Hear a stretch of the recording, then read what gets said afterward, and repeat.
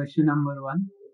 A 14-year-old girl presents to the emergency department with pain in her right lower quadrant of her abdomen. She describes the pain as sudden, severe, colicky, and indicates that it is associated with nausea and vomiting.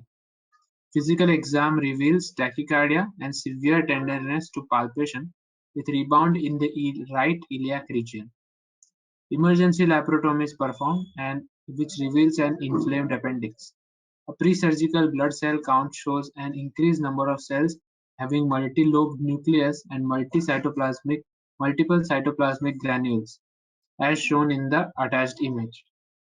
What is the main function of these cells?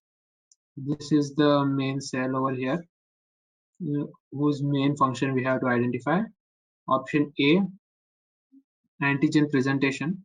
Option B, blood clotting. Option C, transplant rejection. Option D, allergic rejection. Option E, phagocytosis. Okay, so in this particular question has given you a vignette of an infectious disease, an acute infectious disease. So it is talking about a PMNL response, a response of,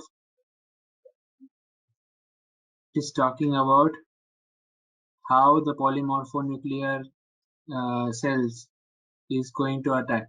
So here you need to know what do they do. So they phagocytose. Their immune response is phagocytosis of the antigen. So that is the main function.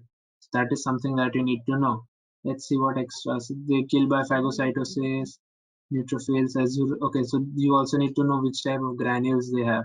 Specific granules, azurophilic granules, which has MPO, which is the myeloperoxidase and defensins, and alkaline phosphatase is present, and NADPH oxidase is present in specific granules. And tertiary granules has cathepsins and gelatinase. Okay, so this is something that you need to know.